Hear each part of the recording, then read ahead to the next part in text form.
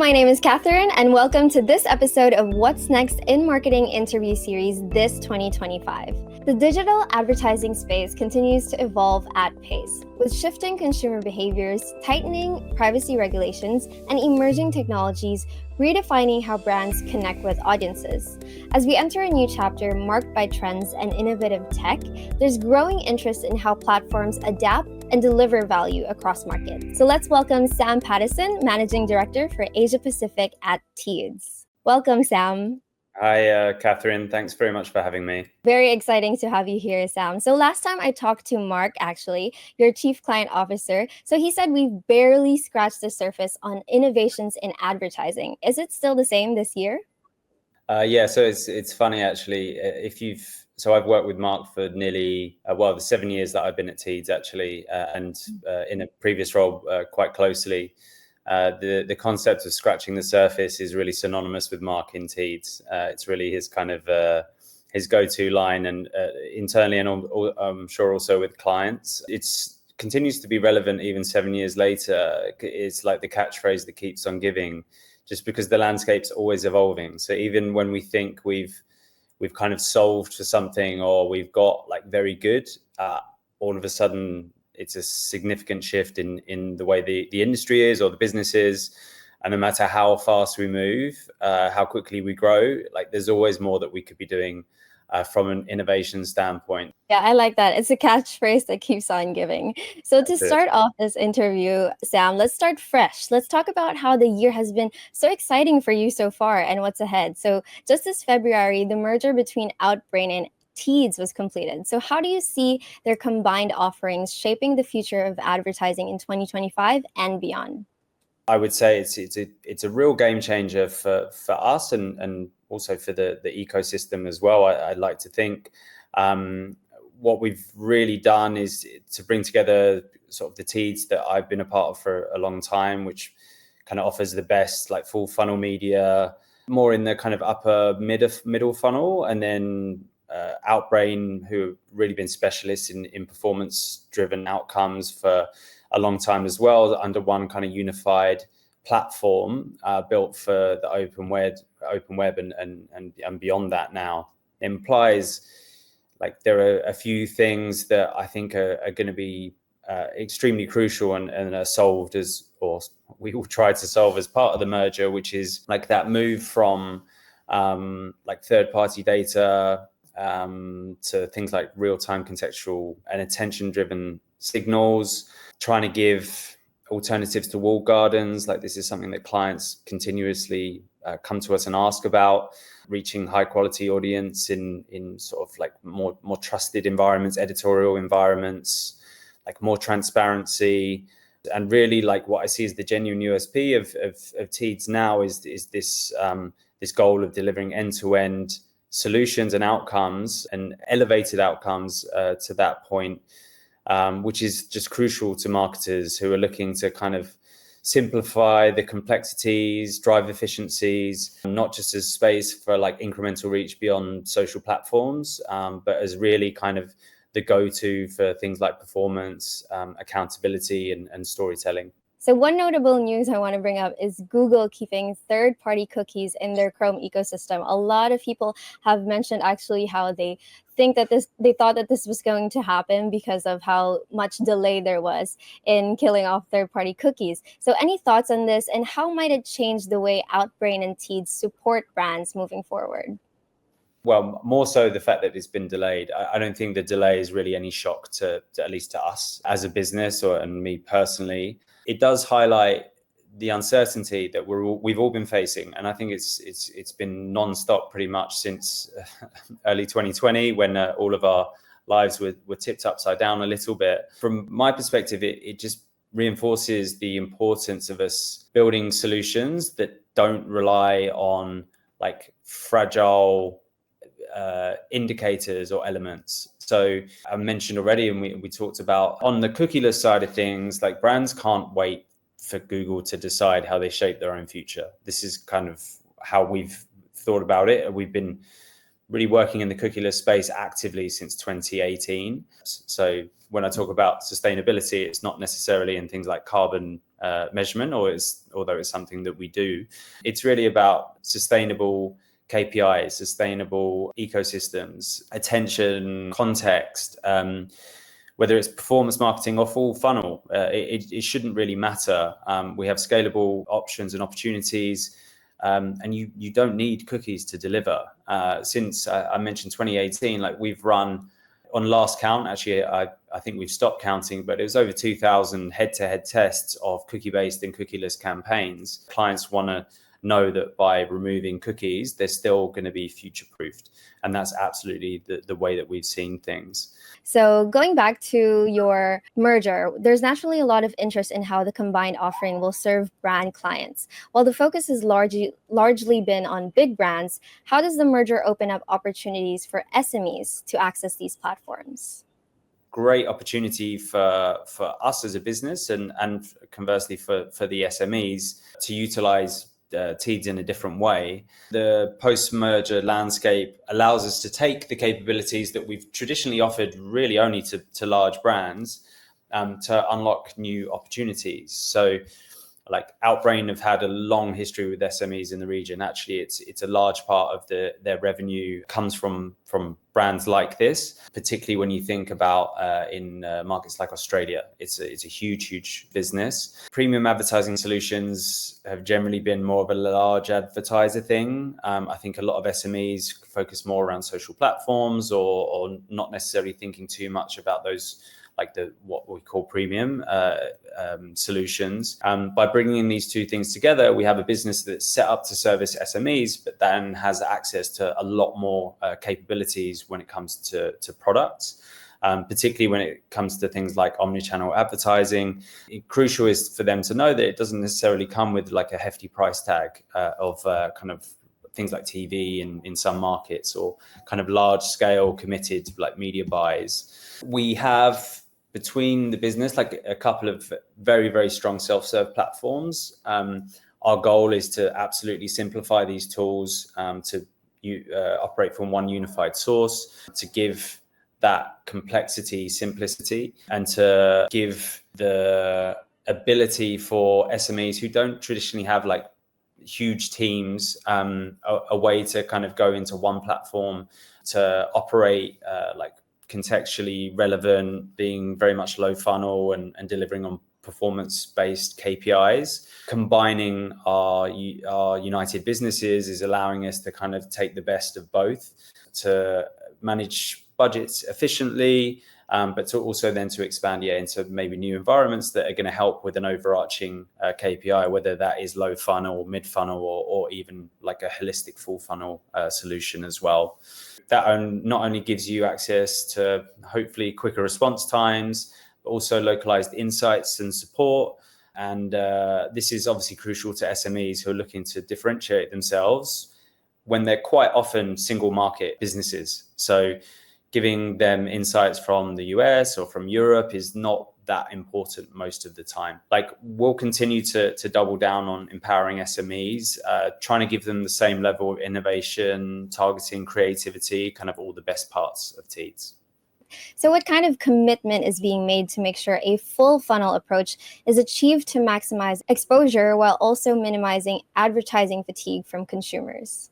This is kind of rooted in a few key principles that we have always had and have really been a big part of our general growth. The first one being creative. We as a business, as I mentioned earlier, have grown up on creativity. It's still such a huge part of what we, or the success of what we do. We always talk about the fact that creative is responsible for 2/3 of media effectiveness.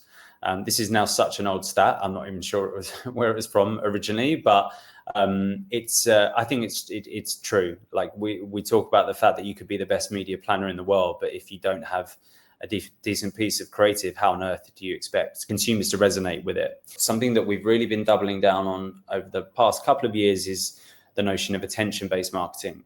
Like viewability is something that we're all very comfortable with at this point. Like clients are comfortable with it. So many clients have their own specific viewability thresholds and metrics.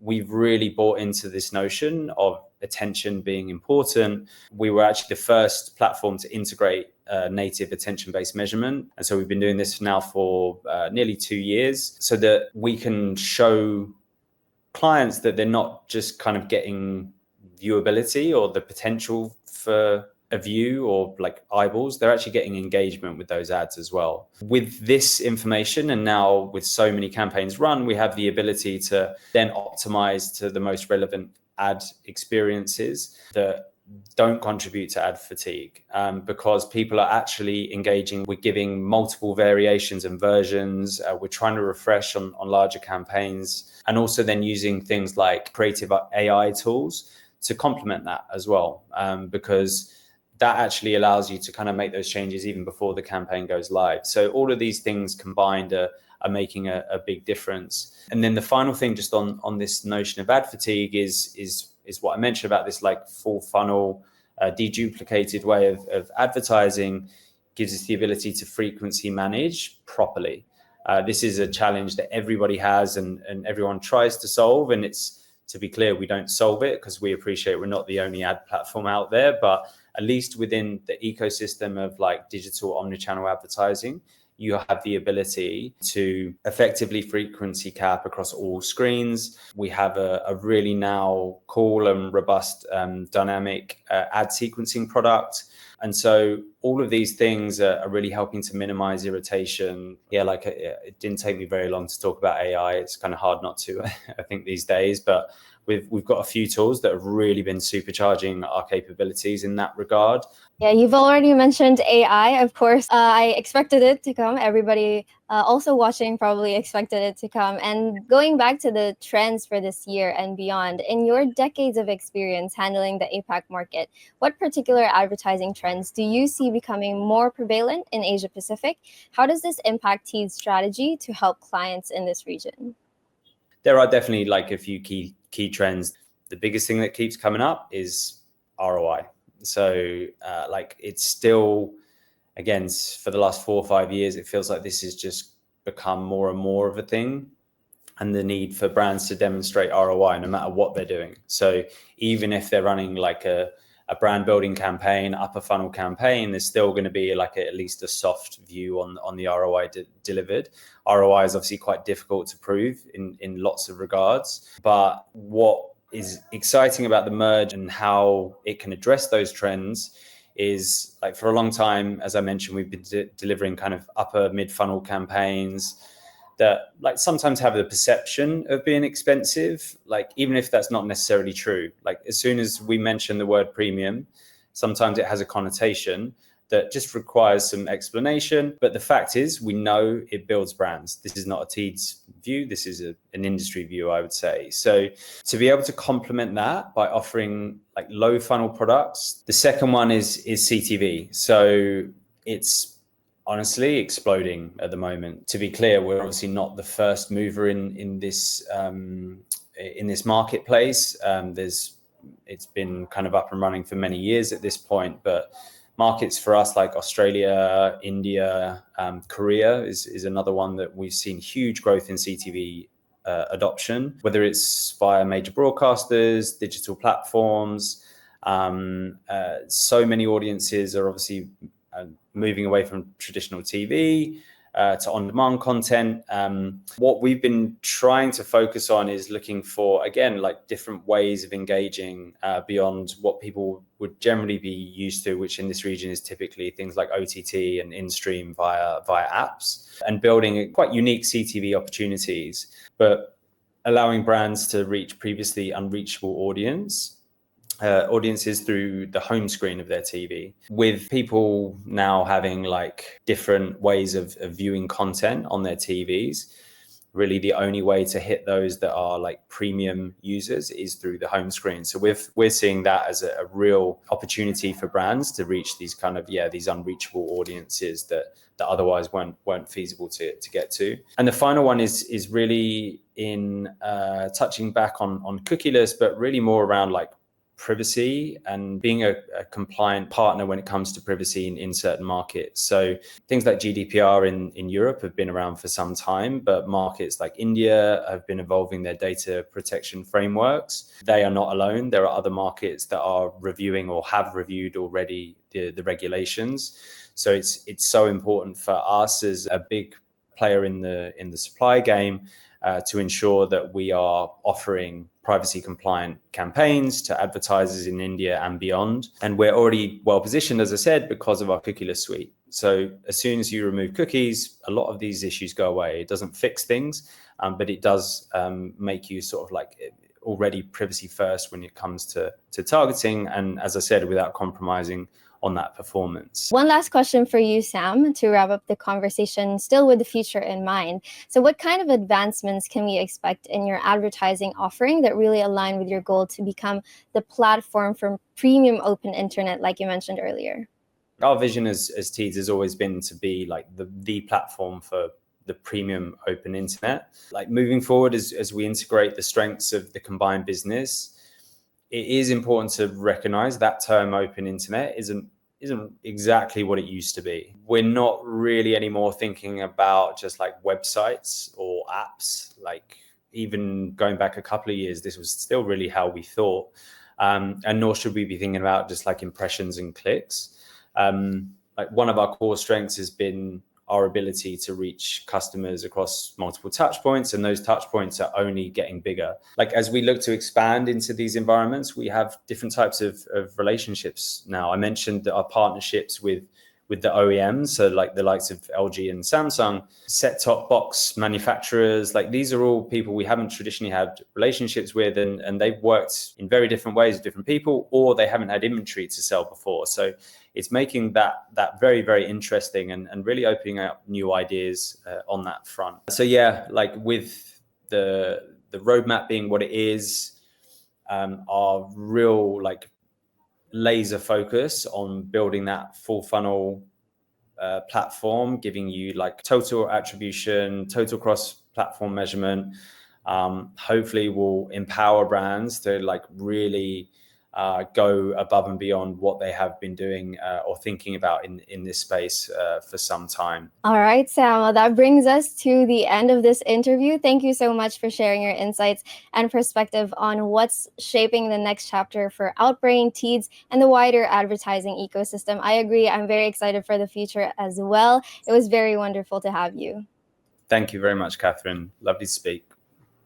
That was Sam Pattison. As we look ahead to 2025, it's clear that the future of advertising will be defined by smarter data strategies, meaningful consumer experiences, and more accessible innovation for brands of all sizes. Thank you so much for joining the What's Next in Marketing 2025 interview series. Connect with us to stay ahead with the latest marketing content like these and events. So I'm Catherine, and let's keep learning every day.